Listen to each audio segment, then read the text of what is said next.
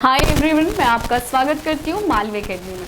तो आज के सेशन में हम कुछ राइटर्स और उनकी जो रचनाएं उनके बारे में बात करेंगे।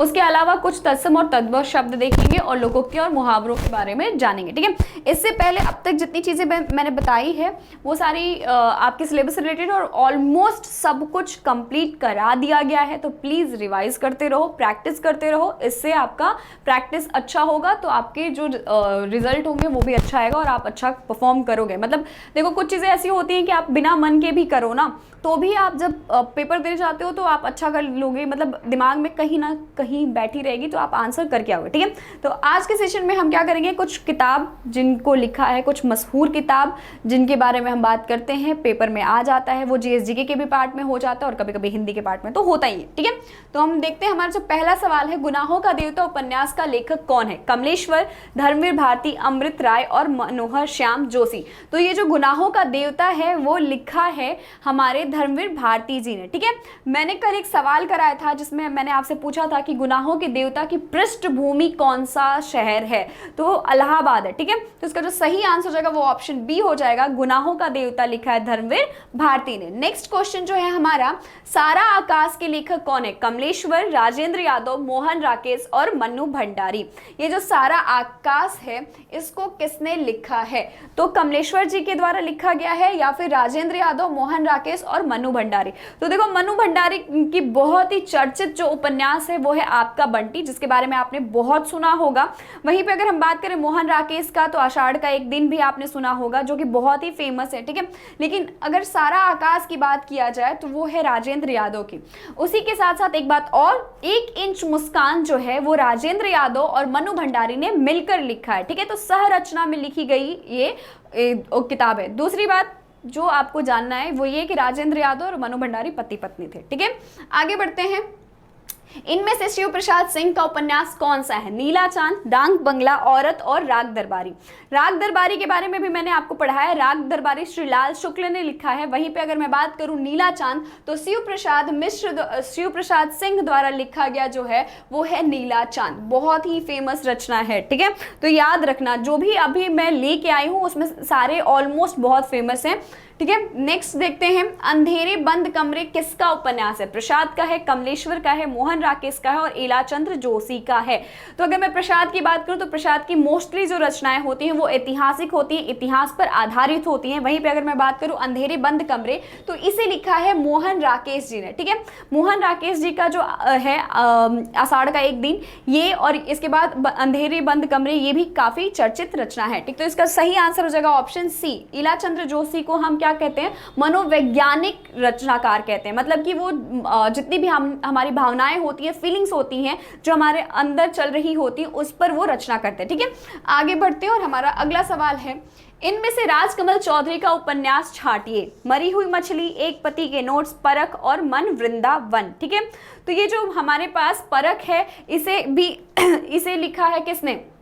इसे लिखा है जैनेन्द्र ने। ठीक है, वहीं पे अगर मैं बात करूं एक पति के नोट्स, तो इसे लिखा है रविंद्र कालिया ने। और वहीं पे अगर बात किया जाए मरी हुई मछली, तो इसे लिखा हुआ है राजकमल चौधरी ने। तो हमारा जो सही आंसर हो जाएगा वो ऑप्शन ए हो जाएगा। राजकमल चौधरी के द्वारा लिखी गई जो यहाँ पे रचना है वो है मरी हुई मछली। नेक्स्ट जो है वो देखते हैं, आधा गांव उपन्यास के लेखक कौन है? तो उदय शंकर भट्ट है, राही मासूम रजा है, नागार्जुन है और राजेंद्र यादव हैं। जो राही मासूम रजा हैं इन्हें भी आंचलिक उपन्यासकारों में से माना जाता है और यही जो है वो आधा गांव के रचनाकार हैं। ठीक है, राही मासूम रजा। नेक्स्ट क्वेश्चन जो है हमारा, मानस का हंस किसके जीवन पर आधारित है? सूर पर, कबीर पर, तुलसीदास पर और रसखान पर।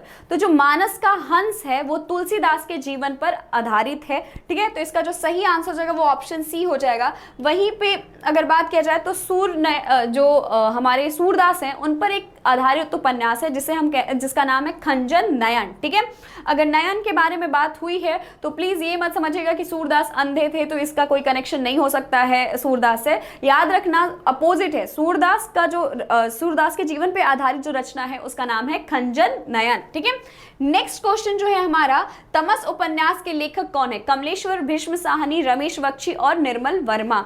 ये जो तमस उपन्यास है ये लिखा गया है किसके माध्यम से? ऑप्शन बी जो है हमारा सही है, भीष्म साहनी ने तमस लिखा था और ये आधारित है हमारे जो दंगे हुए थे, मतलब पार्टीशन के बाद जो हमारा एक कॉन्फ्लिक्ट था होने लगा था चीज़ों को लेके, उन सब चीज़ों पे आधारित है। ठीक है, ये उस समय की परिस्थिति को बताया गया है जब हिंदू मुसलमान ऊंच नीच ये सारी चीज़ें बहुत ही हावी थी कि हम अपने और पराये मतलब अपने पड़ोसियों को भी पहचानना इससे मना कर रहे थे। ठीक है, अब हम बढ़ते हैं ना आगे, विभाजन के समय का मान सकते हो। ठीक है, लाल टीन की छत किसका उपन्यास है? कमलेश्वर, धर्मवीर भारती, निर्मल वर्मा, कृष्णा सोबती। तो इसका जो सही आंसर है, लाल टीन का जो छत है वो लिखा है निर्मल वर्मा ने। ठीक है, तो हमारा जो सही आंसर हो जाएगा वो हो जाएगा ऑप्शन सी। नेक्स्ट क्वेश्चन जो है हमारा, महाभोज उपन्यास की लेखिका कौन है? उषा प्रियंवदा, मृदुला गर्ग, कृष्णा सोबती और मनु भंडारी। अब यहाँ पे दो बातें मैं बता देती हूँ। महाभोज एक क्या है, हमारे पास उपन्यास है और महाभोज एक नाटक भी है, तो कंफ्यूज मत होना, यहाँ पे हम उपन्यास की बात कर रहे हैं जो कि लिखा है मनु भंडारी ने। ठीक है, हमारा जो सही आंसर है वो ऑप्शन डी हो जाएगा। नेक्स्ट क्वेश्चन जो है, हिंदी का प्रथम महाकाव्य किसे माना जाता है? पद्मावत को, रामचरितमानस को, पृथ्वीराज रासो को और किसी को भी नहीं। ठीक है, तो हमारा जो हिंदी का प्रथम महाकाव्य है, अगर आपको ऐसे भी नहीं याद है कि कौन सा हो सकता है तो थोड़ा सा लॉजिक लगाना। अगर हम बात करें तो पृथ्वीराज रासो जो है वो सबसे पहले आता है, रासो साहित्य आदिकाल का है। वहीं पे अगर मैं बात करूं पद्मावत तो ये भक्ति काल में आएगा, और वहीं पे अगर मैं रामचरितमानस की बात करूं तो वो भी भक्ति काल में आएगा। भक्ति काल में भी जो प्रेमाश्रय जो धारा है वो पहले आती है। ठीक है, और ये जो सगुन भक्ति है वो बाद में आता है। ठीक है, तो निर्गुण भक्ति की प्रधानता आपको दिखेगी, मतलब अगर समय की बात किया जाए समय के अनुसार, तो हमारा जो ऑप्शन सी है वो सही होगा। आदिकाल में हमने क्या देखा है, रासो साहित्य का निर्माण देखा है, और रासो साहित्य में पृथ्वीराज रासो जो जिसे चंद्रवरदाई ने लिखा था वो सबसे ज्यादा पुराना है, तो प्रथम महाकाव्य के रूप में हम उसे ही जानते हैं। हमारा ऑप्शन सी सही होगा। नेक्स्ट, बिशलदेव रासो के रचयिता का नाम क्या है? चंद्रवरदाई है, जगनीक है, दलपति विजय है और नरपति नल्ला है। तो अगर हम बात करें यहाँ पे विशलदेव रासो की, तो चंद्रवरदाई किसने लिखा है? पृथ्वीराज चौहान के बारे में जो पृथ्वीराज रासो लिखा गया उसे लिखा है चंद्रवरदाई ने। लेकिन अगर मैं बात करूँ विशलदेव की तो इसे लिखा है नरपति नल्ला ने। ठीक है, अब हम बढ़ते हैं नेक्स्ट क्वेश्चन पे। चंदायन किसकी कृति है? जायसी की है, मुल्ला दायद की है, शेख नवी की है और कुतुबन की है। तो जो चंदायन है ये भी क्या है? प्रेमाश्रय धारा की एक रचना है जिसे लिखा है हमारे मुल्ला दाऊद जी ने। ठीक है, तो हमारा जो सही आंसर हो जाएगा वो हो जाएगा ऑप्शन बी। नेक्स्ट क्वेश्चन जो है, इनमें से कौन सी रचना जायसी की है? पद्मावती, समय, मृगावती, मधुमालती और पद्मावत। जायसी की सबसे मशहूर रचना जिसके बारे में मतलब जिस रचना की वजह से उनको आप जानते हो, उनके बारे में आप पढ़ते हो और ये आपके लिए इंपॉर्टेंट हो जाते हैं, वो है पद्मावत। ठीक है, एक अखरावट भी है, आखिरी कलाम भी है जो कि इन्हीं की रचना है, लेकिन सबसे फेमस जो है वो है पद्मावत। हमारा जो ऑप्शन डी हो जाएगा वो सही आंसर हो जाएगा। नेक्स्ट क्वेश्चन जो है, कौन सी रचना आधुनिक काल का राम काव्य है? रामचरितमानस, साकेत, रामचंद्रिका और पौंचर्यू। यहाँ पे आधुनिक काल का राम काव्य कहा जा रहा है, याद रखिएगा, आधुनिक काल का राम काव्य ये भक्ति काल का है। ठीक है, रामचरितमानस भक्ति काल का है, वहीं पे ये रीति काल का हो जाएगा रामचंद्रिका। अब बात करेंगे पौंचर्यू, तो ये हमारा जो है एकदम जब हम शुरुआत करें आदिकाल के समय में है, जहाँ पे जैन साहित्य, नाथ, सिद्ध ये सब हम पढ़ रहे होते हैं, अपभ्रंश पढ़ रहे होते हैं, वहां के समय की रचना है पौंचर्यू। वहीं पे अगर मैं साकेत की बात करूं जिसे लिखा है हमारे मैथिली शरण गुप्त जी ने, वो हमारा क्या है? आधुनिक काल का राम काव्य माना जाता है। तो हमारा जो सही आंसर हो जाएगा वो ऑप्शन बी होगा। नेक्स्ट, कौन सी रचना आधुनिक काल का राम काव्य है? ये रिपीट हो गया है, आगे बढ़ते हैं। इनमें से कौन सी रचना तुलसीदास की नहीं है? वैरव रामायण, रामचंद्रिका, विनय पत्रिका और दोहावली। वैरव रामायण और विनय पत्रिका और दोहावली ये तीनों की तीनों रचनाएं तुलसीदास द्वारा किया गया है, जबकि राम लल्लाना छू, पार्वती मंगल, उसके बाद रामचरितमानस ये सारी रचनाएं तुलसीदास की है। वहीं पे अगर बात किया जाए रामचंद्रिका, केशव कवि प्रिया, ये सारी रचनाएं केशवदास जी की है। ठीक है, तो हमारा जो सही आंसर हो जाएगा वो ऑप्शन बी होगा, जो कि तुलसीदास की नहीं है, वो है रामचंद्रिका। ठीक है, आगे बढ़ते हैं। अगला सवाल, इनमें से कौन सी रचना केशव की है? कवि प्रिया, गीतावली, पदावली और काव्य निर्मण। अभी मैं काव्य निर्णय। ठीक है, तो यहीं पे अगर मैं बात करूं तो गीतावली हमें पता है, गीतावली, पदावली सारी तुलसीदास की रचनाएं हैं। वहीं पे अगर बात किया जाए कवि प्रिया, यहाँ पे नहीं होगा, कवि प्रिया जो है वो केशव जी के द्वारा लिखा गया। तो हमारा जो सही आंसर होगा वो ऑप्शन ए होगा। अगला सवाल, इनमें से सूरदास की रचना कौन सी नहीं है? सुर सागर, सुर सारावली, साहित्य लहरी और उद्धव शतक। ठीक है, तो ये जो तीन रचनाएं हैं, सुर सागर, सुर सारावली और साहित्य लहरी, ये एक साथ हम याद करते हैं, मतलब रटते हैं तो एक ही साथ आ जाती हैं तीनों की तीनों, तो इसमें कोई कंफ्यूजन नहीं होगा। ये जो हमारा ऑप्शन डी है उद्धव शतक, ये जो है ये हमारे सूरदास जी ने नहीं लिखा है। तो इसका जो सही आंसर है वो ऑप्शन डी है। सूरदास की रचना कौन सी नहीं है? तो ऑप्शन डी हमारा सूरदास द्वारा रचित नहीं है। अगला सवाल जो है, खड़ी बोली के प्रथम महाकाव्य का नाम क्या है? साकेत, कामायनी, प्रिय प्रवास और लोकायतन। तो यहाँ पे अगर मैं बात करूं साकेत की, तो हमने देखा कि ये राम काव्य है जिसे मैथिली शरण गुप्त ने लिखा था, लेकिन क्या है ये प्रथम महाकाव्य के नाम से नहीं जाना जाता।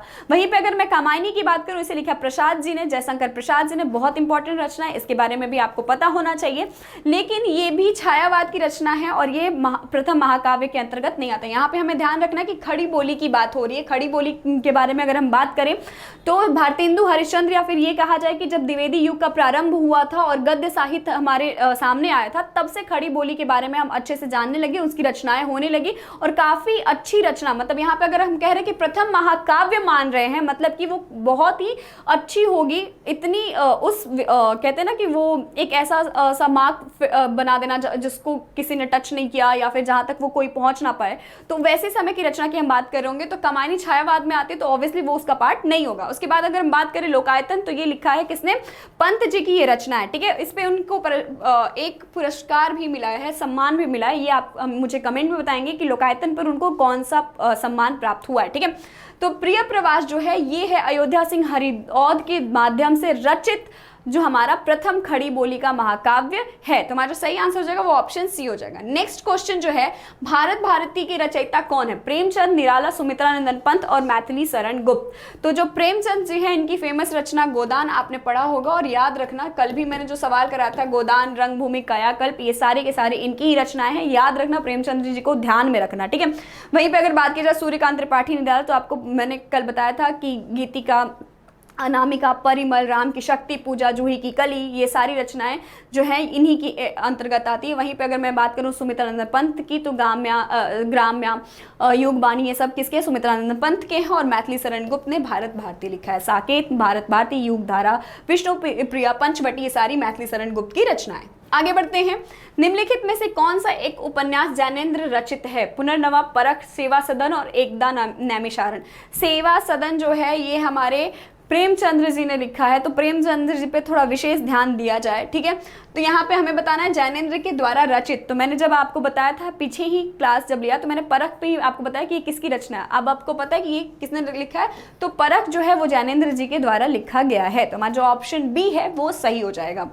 अगला सवाल जो है हमारा, हिंदी गद्य का जन्मदाता किसको माना जाता है? प्रताप नारायण मिश्र को, महावीर प्रसाद द्विवेदी को, भारतेंदु हरिश्चंद्र को और बालकृष्ण भट्ट को। तो हिंदी गद्य का जो जन्मदाता है, अब यहाँ पे देखो पद की नहीं गद्य की बात कर रहे हैं हम, पद के बारे में बात ना करके गद्य के बारे में बात करें, जहाँ पे हम देखेंगे कि क्या होगा कि हम कविताएं छोड़कर कहानियों पर शिफ्ट हो गए, हम नाटकों पे आ गए, उपन्यासों पर आ गए, खड़ी बोली का प्रारंभ हो गया, हम ब्रज जो अवधि है हमारा अपभ्रंश है, इन सबको हम छोड़ते हुए आगे बढ़ने लगे। ठीक है, तो उस समय के बारे में बात किया जा रहा है कि इसके जन्मदाता कौन है। तो इसके जो जन्मदाता हैं वो है हमारे भारतेंदु हरिश्चंद्र जी। ठीक है, उन्होंने ही प्रथम शुरुआत करी थी कि वो गद्य के रूप में लिखना शुरू कर, हालांकि उन्हें पसंद नहीं था, उन्होंने अपनी कविताओं में भी भावना व्यक्त की है कि बहुत मुश्किल है उनके लिए कि वो कविता में जो भाषा का प्रयोग कर रहे हैं उसको छोड़कर वो गद्य पे शिफ्ट हो, पर जो शुरुआत है वो इन्हीं के माध्यम से हुई। तो हमारा जो ऑप्शन सी है वो सही होगा। नेक्स्ट, निम्नलिखित में एक वाक्य अशुद्ध है। अब हम आपको बताना है कि कौन सा वाक्य शुद्ध है और कौन सा वाक्य अशुद्ध है। तो उसका कहना था कि आप उसे जानते हैं, राम गाते गाते सरोवर तक गया, वह प्रायः मेरे यहाँ आता है, आम सभा में प्रत्येक वर्गों के प्रतिनिधि उपस्थित थे। अब आपके पास चार क्या है ऑप्शंस हैं, चार ऑप्शंस में से आपको बताना है कि यहाँ पे कौन सा एक ऑप्शन है जो अशुद्ध है। ध्यान रखिएगा कि आपसे सवाल पूछा जाएगा शुद्ध और अशुद्ध दोनों के बारे में कहा जाएगा। ठीक है, यहाँ पे नहीं और ये शुद्ध अशुद्ध दोनों चीजों का ध्यान रखेंगे। ठीक है, तो उसका कहना था कि आप उसे जानते हैं, राम गाते गाते सरोवर तक गया, वह प्रायः मेरे यहाँ आता था, आम सभा में प्रत्येक वर्गों के प्रतिनिधि उपस्थित होते हैं। तो यहाँ पे आम सभा नहीं होगा, यहाँ पे सभा में, ठीक है। तो हमारा जो सही आंसर हो जाएगा वो ऑप्शन डी हो जाएगा। ये जो है ये एक वाक्य हमारा अशुद्ध है, ठीक है। अब हम बढ़ते हैं नेक्स्ट क्वेश्चन पे, जो है हमारा निम्नलिखित शब्दों में एक वाक्य शुद्ध है। अब आपको शुद्ध वाक्य बताना है। पेड़ की पत्ती गिरी, पेड़ में से पत्ता गिरा पड़ा पेड़ से पत्ता गिरा। ये एग्जाम्पल कारक में सबसे ज्यादा प्रयोग किया जाता है जब हम क्या करते हैं, हम करण कारक और अधिकरण में फर्क बता रहे होते हैं, तब हम इसका प्रयोग करते हैं। पेड़ से पत्ता गिरा, जहां अलगाव का संबंध हम करते हैं, ठीक है। तो यहाँ पे हमें एक शुद्ध वाक्य बताना था, इसका जो ऑप्शन डी हो जाएगा वो हमारा सही हो जाएगा, पेड़ से पत्ता गिरा, ठीक है। आगे बढ़ते हैं, अगला सवाल देखते हैं। निम्नलिखित में एक वाक्य त्रुटिपूर्ण है, मतलब कि जिसमें आपको गलती देखने को मिलेगी, त्रुटिपूर्ण, ठीक है। संभवतः मैं रविवार को आ जाऊंगा, जीती मक्खी निगली नहीं जाती, विद्या सदैव साथ रहने वाला धन होता है, मुझे आशंका है कि निष्पक्ष चुनाव नहीं हो पाएगा। अब देखो यहाँ पे आपको बता दिया जाए कि पहला वाक्य पढ़ते ही हमें शुद्धि समझ में आ रहा है। वहीं पे अगर जीती मक्खी निगली नहीं जाती, ये भी आपने सुना ही होगा। लेकिन यहाँ पे विद्या सदैव साथ नहीं रहने वाला जो है, ये हमारा क्या हो जाएगा, वाक्य त्रुटिपूर्ण है। तो इसका जो सही आंसर हो जाएगा वो ऑप्शन सी हो जाएगा। ऑप्शन सी में हमें परिवर्तन करने की जरूरत है। आगे बढ़ते हैं, निम्नलिखित में एक वाक्य शुद्ध नहीं है।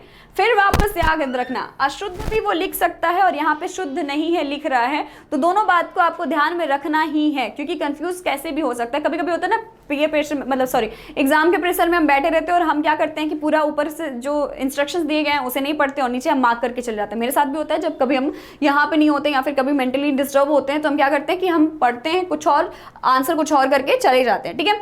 तो यहाँ पे अगर बात किया जाए, मुझसे केवल उसने केवल मुझे निमंत्रित किया, सभी को देश की संस्कृति का सम्मान करना चाहिए, आपने उसे टका सा जवाब दिया, शिष्य गुरुजी के पैर में गिर पड़े।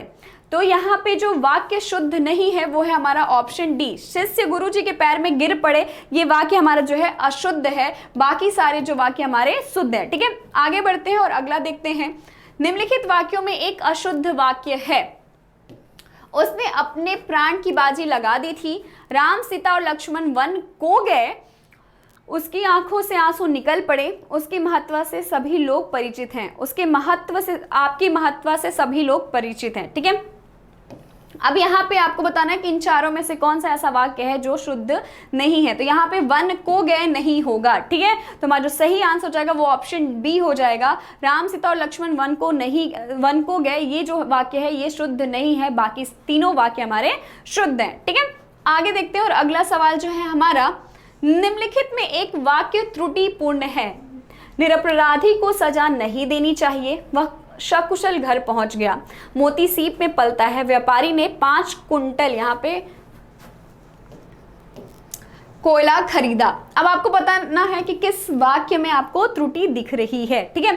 तो अगर मैं बात करूं, वह सकुशल घर पहुंच गया, सही है, मोती सीप में पलता है वो भी सही है, व्यापारी ने 5 कुंटल कोयला खरीदा वह भी सही है। लेकिन हमारा जो ऑप्शन ए है, निरपराधी को सजा नहीं देनी चाहिए, नहीं मिलनी चाहिए होगा, ठीक है। तो हमारा जो सही आंसर हो जाएगा वो ऑप्शन ए हो जाएगा। अब आगे बढ़ते हैं और अगला सवाल जो है हमारा, निम्नलिखित वाक्यों में से एक वाक्य शुद्ध है, हमें एक शुद्ध वाक्य निकालना है, ठीक है। उसने मिष्ठान खरीदा, देख के ही लग रहा है गलत है। भोजन बहुत गरिष्ठ था, बिल्कुल नहीं, स्वादिष्ट था। पंत जी की पृष्ठभूमि पर रूपाम्ब कृति भेंट में दी गई, आप तो अंतर ध्यान हो गए। तीनों जो स्टार्टिंग के तीनों वाक्य हैं वो हमारे अशुद्ध हैं। वहीं पे अगर हम बात करें ऑप्शन डी, आप तो अंतर ध्यान हो गए, ये हमारा शुद्ध है, हमें शुद्ध ही निकालना था। तो हमारा जो सही आंसर हो जाएगा वो ऑप्शन डी हो जाएगा, ठीक है। नेक्स्ट क्वेश्चन जो है, निम्नलिखित में से शुद्ध वाक्य चिन्हित कीजिए। वापस से हमें क्या बताना है, शुद्ध वाक्य दिखाना है, ठीक है। उसके प्राण निकल गए, उसका प्राण निकल गया, उसका प्राण पखेरु उड़ गया, उसका प्राण खत्म हो गया। तो क्या हो जाएगा, उसके प्राण निकल गए, ठीक है, उसका प्राण निकल गया, उसके प्राण पखेरु उड़ गया और उसका उसका प्राण उसका खत्म हो गया। देखो यहाँ पे अगर मैं बात करूं प्राण की, या प्राण पखेरु की, तो ये भी हमारे वाक्य यहाँ पे दोनों के दोनों तो ऑब्वियसली गलत है। बाकी के ऊपर वाले दो में आपको कंफ्यूजन हो रहा होगा। तो जो प्राण शब्द है वो क्या होता है, वो बहुवचन के रूप में प्रयोग होता है, एक वचन के रूप में प्रयोग नहीं होता है, इसलिए उसके प्राण निकल गए, हमारा सही हो जाएगा। तो ऑप्शन ए जो है हमारा सही आंसर है। ठीक है, नेक्स्ट क्वेश्चन, निम्नलिखित वाक्यों में से कौन सा शुद्ध है? वापस हमें शुद्ध बताना है। मैंने बाजार से सामान खरीदा, उसने बाजार नहीं जाना, हम तो आपको बता दिए थे, मुझे अपने गुरु के ऊपर श्रद्धा है। तो यहाँ पे मैंने बाजार से सामान खरीदा, उसने बाजार नहीं जाना, ये भी आपको समझ में आ जा रहा है, गलत है ये दोनों। अब बच्चा हमारे पास दो ऑप्शंस कि मैंने बाजार से सामान खरीदा और मुझे अपने गुरु के ऊपर श्रद्धा है, तो हमारा जो सही आंसर हो जाएगा वो हो जाएगा ऑप्शन डी, मुझे अपने गुरु के ऊपर श्रद्धा है। निम्नलिखित वाक्यों में से कौन सा वाक्य शुद्ध है? विद्या श्रेष्ठ धन होती है, विद्या श्रेष्ठ धन होता है, विद्या श्रेष्ठ धन मानी जाती है, विद्या श्रेष्ठ धन नहीं होती है।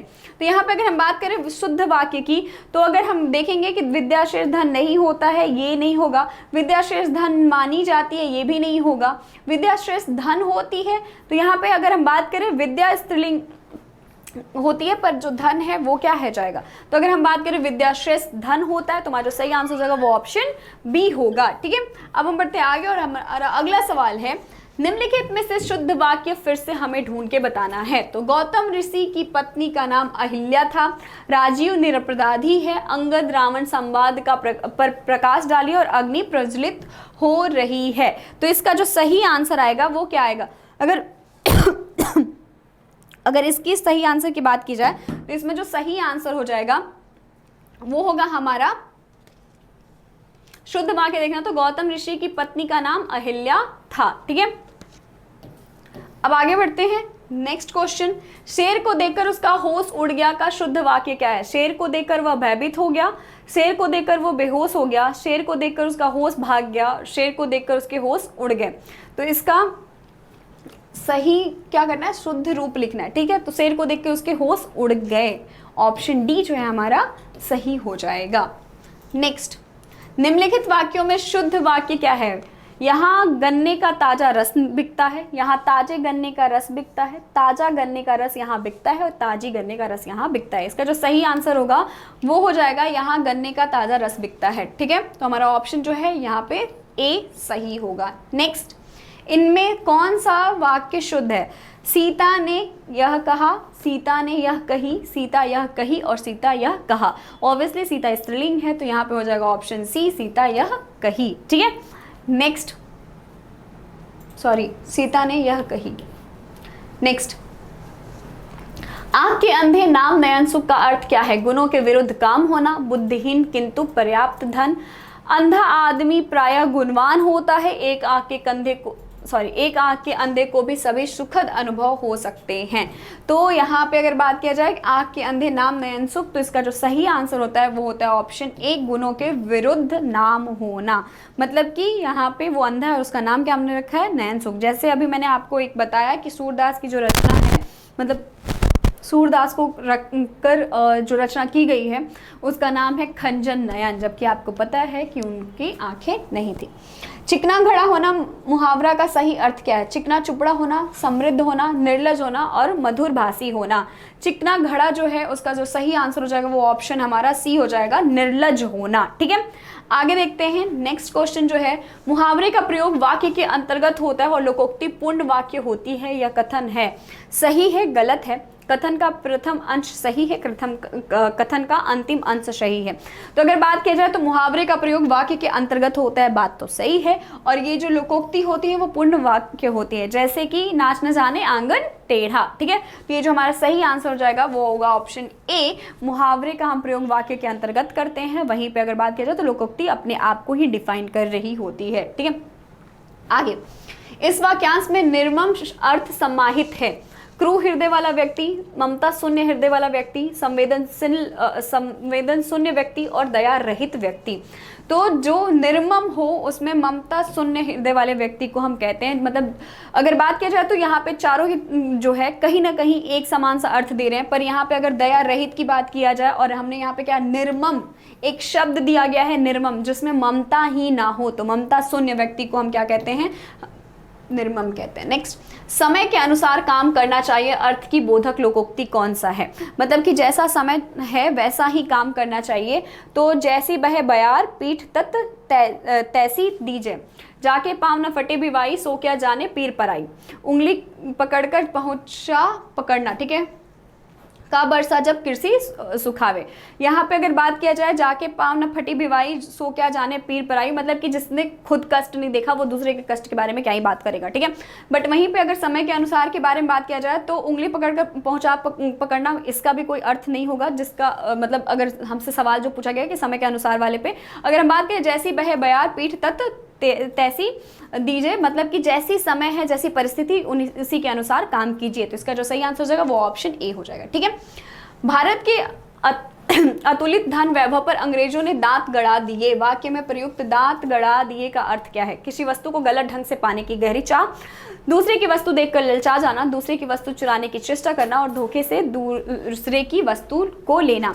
तो जब हम लालच की दृष्टि से अगर हम किसी चीज़ को देखते हैं, किसी पे अपनी नज़र रखते हैं, तो वहाँ पे होता है इसका प्रयोग दांत गड़ा देना। तो इसका जो सही आंसर हो जाएगा वो हो जाएगा हमारा ऑप्शन बी, दूसरे की वस्तु देखकर लालच जाना, ललचा जाना। नेक्स्ट, चांद पर थूकना मुहावरे का आशय है असंभव काम करना, निरर्थक काम करना, सौंदर्य का अनादर करना, सम्मान्य का अनादर करना। चांद पर थूकना मतलब कि असंभव कार्य करना, ऐसा कार्य करना जो कि संभव ही नहीं है। जैसे कि हम अगर चांद पर थूकना चाहेंगे तो ऐसा पॉसिबल है नहीं यार, सॉरी इसका इमेजिन मत करना, ठीक है। इसका जो सही आंसर हो जाएगा वो ऑप्शन ए हो जाएगा, ठीक है। असंभव काम करना, ये तो बहुत इजी सा था, मेरे को लगा शायद इसका आंसर मार्क नहीं करना चाहिए, बट हो गया, मतलब मैंने कर दिया।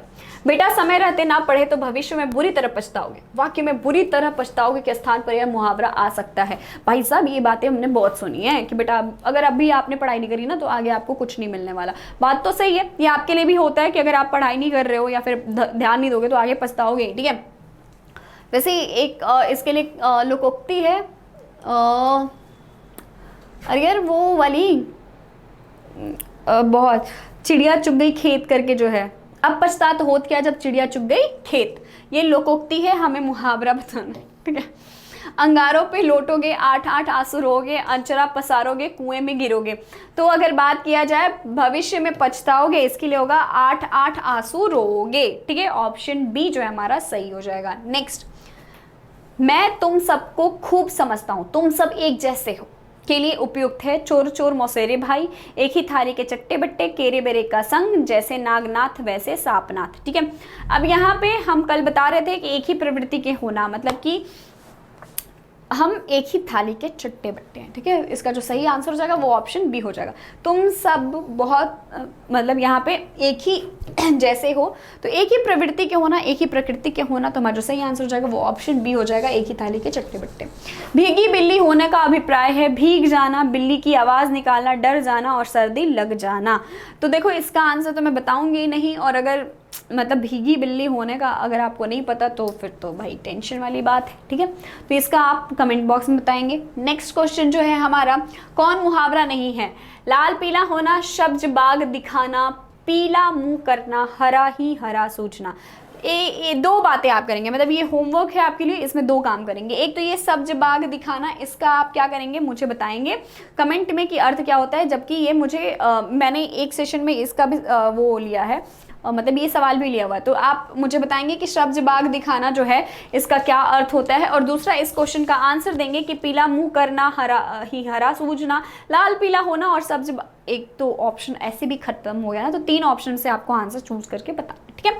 नेक्स्ट क्वेश्चन, गड़े मुर्दे उखाड़ना का अभिप्राय क्या है? व्यर्थ श्रम करना, कब्रिस्तान में शरारत होगा यार।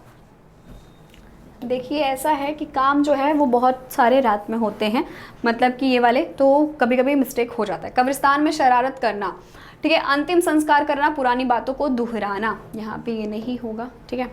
तो हमारा जो ऑप्शन डी है सही है, बट मुझे इसका मार्क नहीं करना चाहिए था, मुझे पता होना चाहिए कि आपको ये पता होगा, ठीक है।